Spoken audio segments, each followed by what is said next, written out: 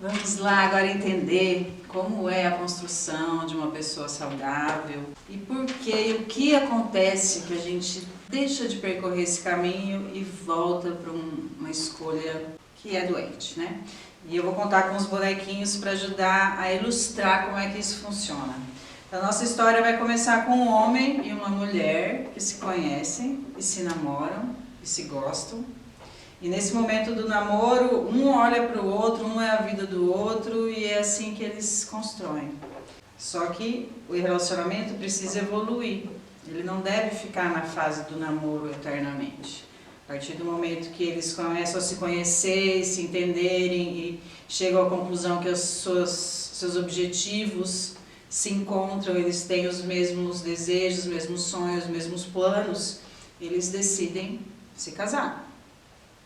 E quando eles se casam, cada um deles vem para a vida com uma sexualidade. Quando a gente fala de sexualidade, eu não estou falando de sexo. Eu estou falando da energia da sexualidade, que é uma energia que leva a gente para a vida. Leva a gente a querer formar uma família, leva a gente a querer ganhar dinheiro para sustentar essa família, leva a gente a querer prover uma vida para os nossos filhos. É uma energia que leva a gente a se movimentar. Então o ser humano, ele vai se casar, ele vai procurar formar uma família graças à sexualidade que ele tem.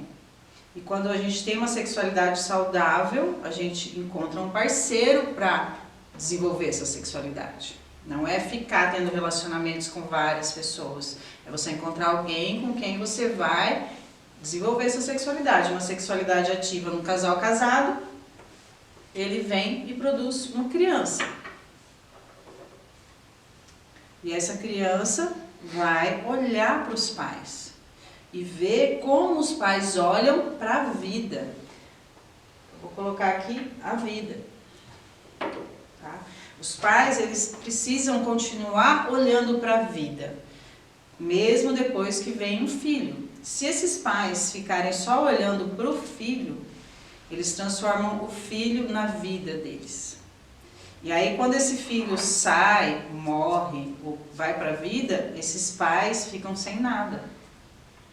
E aí eles tendem a ficar, volta meu filho, eu perdi minha razão de viver, você é minha vida, sem você eu não sei viver. E isso não é saudável. Os pais precisam ensinar o filho como é viver olhando para a vida. E olhando para a vida a gente olha para o dinheiro, a gente olha para os sonhos que a gente quer realizar, né? As viagens que a gente quer fazer, casa que a gente quer construir, as experiências que a gente quer viver, o legado que a gente quer deixar para a sociedade, a nossa contribuição para o mundo. Isso é olhar para a vida. Apesar de ter um filho, a gente continua olhando para a vida e continua construindo e usufruindo da vida. Então essa criança vai crescer aprendendo com os pais como é viver. Como é ganhar a vida, como é construir uma família, como é desfrutar desse relacionamento, como é se amar, como é ser um casal. E ele vai crescendo, no momento ele vai aprendendo. E a partir do momento que essa criança vai crescendo, a tendência dela é deixar de olhar para os pais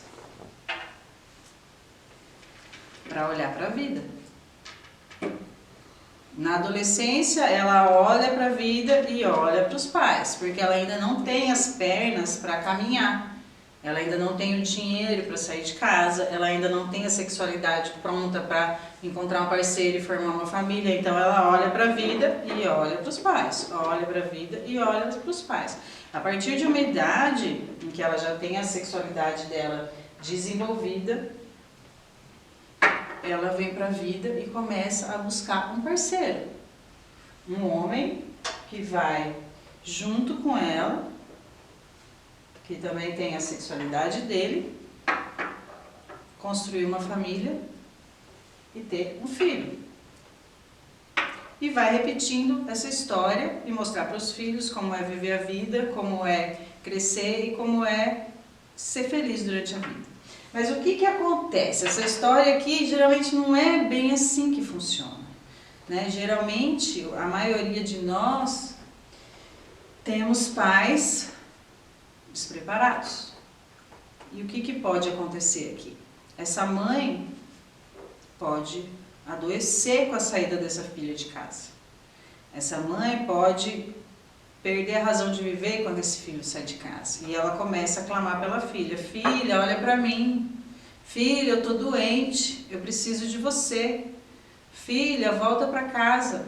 E essa filha, muitas vezes, por conta do que ela recebeu dessa mãe, por conta de alguns ganhos que ela vai ter, ela pode deixar de olhar para o esposo e para a vida para olhar para essa mãe. E é aí que começam os problemas. Se ela atende ao apelo da mãe e vem cuidar dessa mãe, que está adoecida, seja um câncer, seja um Alzheimer, seja qualquer questão, porque ela poderia: mãe, eu não sou médica, mãe, eu tenho minha família, eu preciso cuidar da minha vida, eu vou te colocar com os melhores médicos, um cuidador, e vou te dar todo o apoio que eu puder, mas vou continuar olhando para a minha vida. Mas geralmente não é isso que acontece. A filha acaba voltando para cuidar dessa mãe. E aí começa o problema. Por que ela volta? Ou ela volta porque ela quer ser reconhecida como a filha que cuidou da mãe, ela precisa da aprovação das pessoas, que senão o que vão pensar dela que abandonou a mãe doente? Ou até tem alguns filhos que voltam para se vingar dos pais: você não cuidou bem de mim, então eu vou voltar e vou te mostrar como é que se cuida de alguém.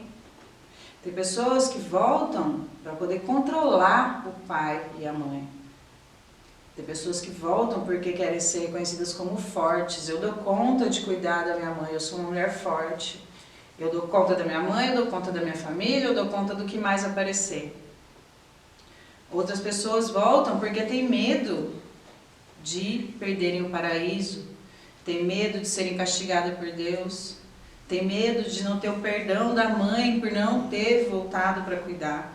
Todos esses ganhos acontecem nesse movimento de voltar para os pais. E também de voltar para Deus, porque Deus está aqui antes de tudo.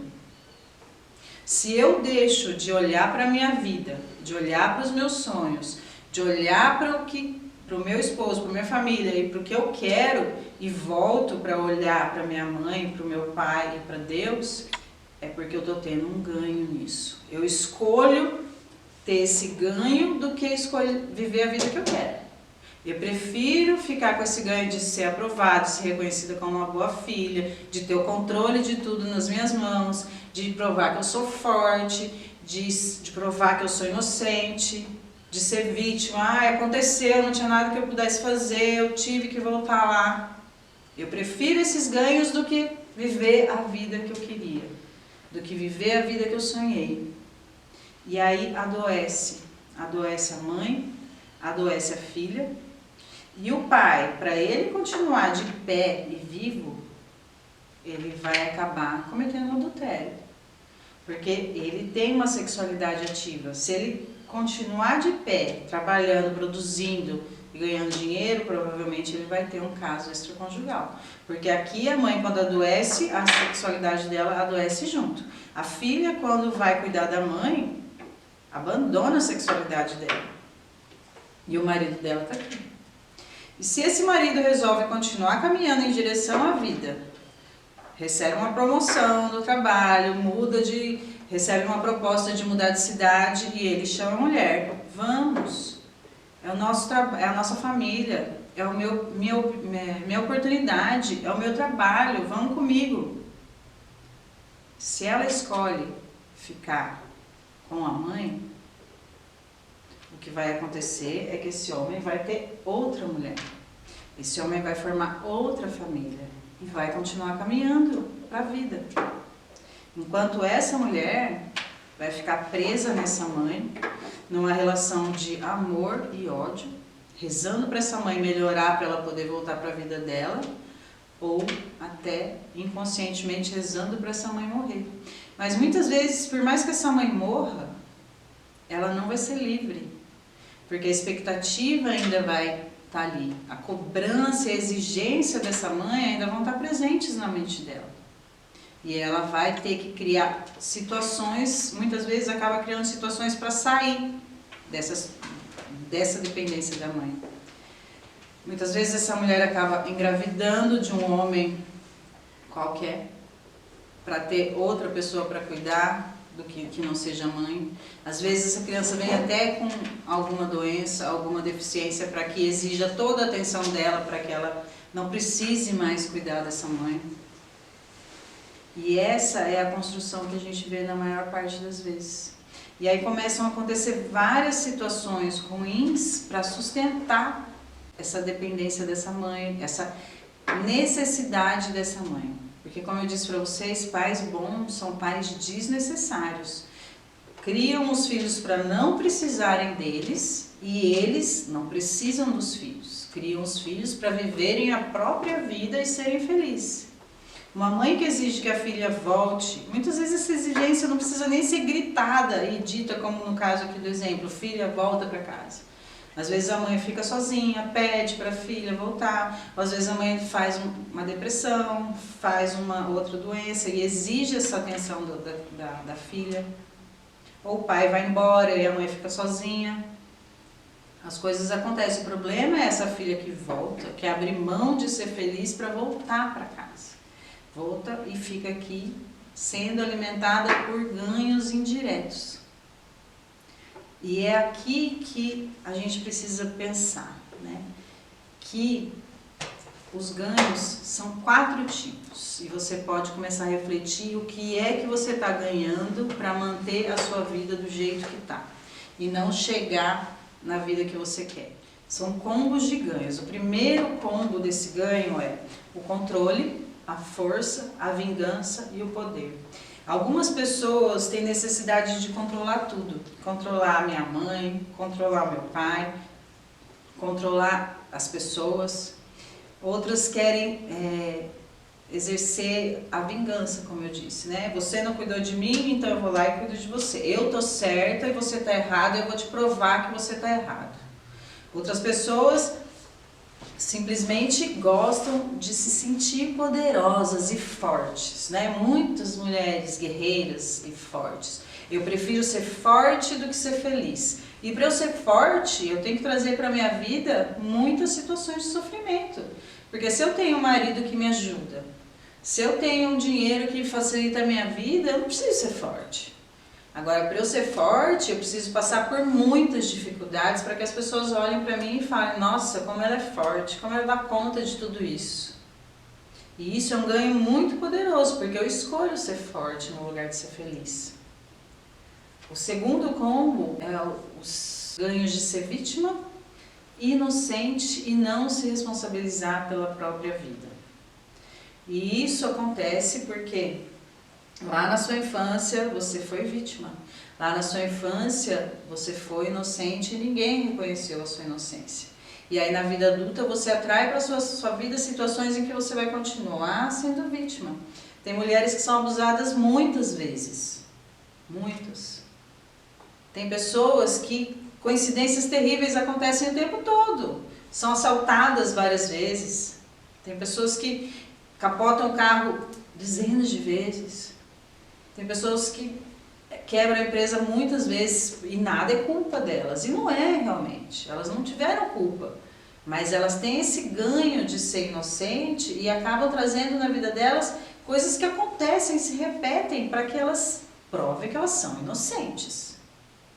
E elas vivem esse ganho ao invés de viver uma vida plena e feliz. Ficam repetindo aquelas situações desse ganho ao invés de ser feliz, se responsabilizar pelas suas escolhas. Não, elas ficam ali sendo vítimas o tempo todo, não se responsabilizando pela sua vida financeira, fazendo um buraco negro na sua vida. O terceiro tipo de ganho é a aprovação, reconhecimento. São aquelas pessoas que não conseguem dizer não para os outros, são aquelas pessoas que abrem mão de construir a sua vida para ficar cuidando do pai e da mãe. Quantas mulheres nunca se casaram, nunca tiveram uma família porque preferiram ficar cuidando do pai e da mãe? Porque alguém tinha que cuidar do pai ou da mãe. E aí ela se torna a filha que cuidou do pai e da mãe, ou o filho que ficou cuidando do pai ou da mãe.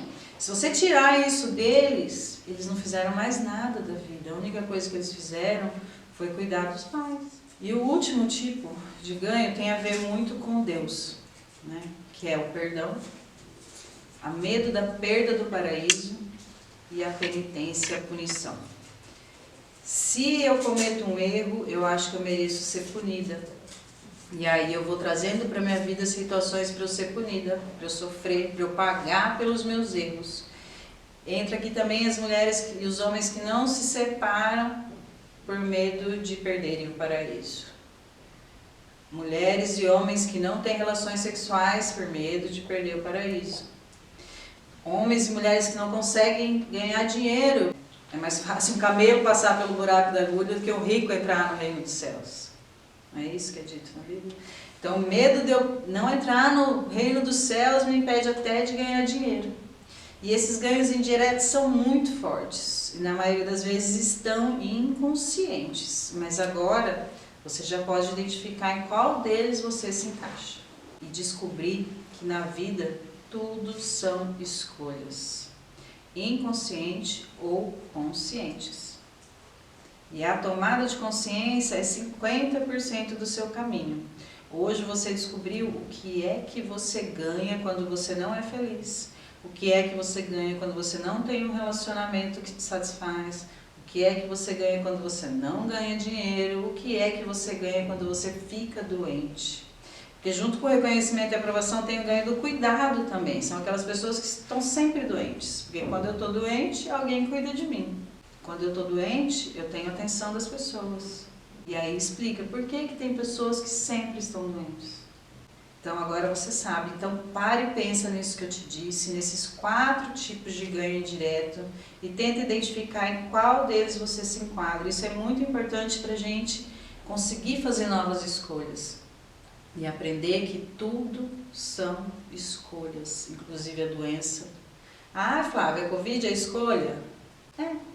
Pegar Covid talvez não seja, mas ficar doente 30 dias, 15 dias, é uma escolha. Uma pessoa que faz diária para viver, ela não pode ficar 15 dias sem trabalhar. E não fica. Um homem que tem empresas que vários funcionários dependem dele, não podem ficar doentes 15 dias sem trabalhar, 30 dias sem fazer nada. Um câncer é escolha?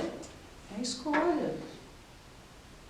Uma bala perdida é escolha? É escolha. Nessa construção dos bonequinhos aqui, quem que seria bom tomar uma bala perdida? O pai seria bom tomar uma bala perdida porque ele se libertaria dessa relação.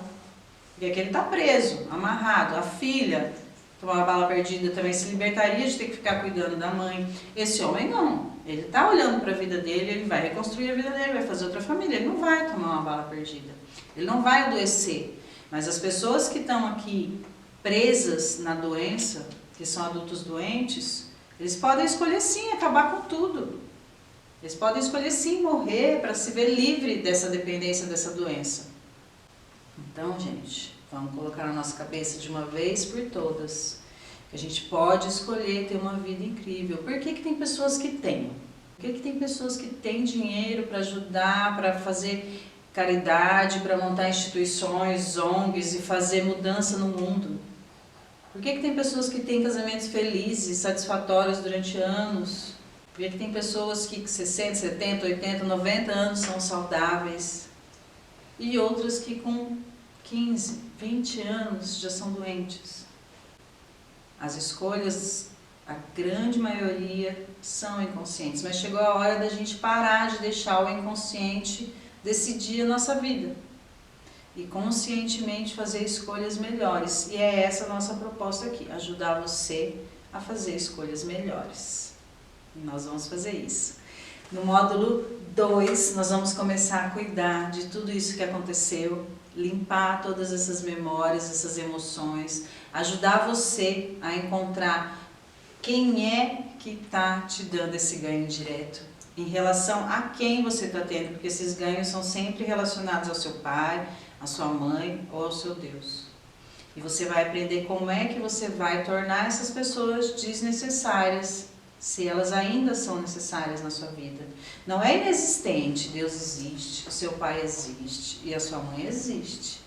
Mas você tem que aprender que você já é um adulto E você não precisa mais deles. A sua vida depende só de você. Vamos lá?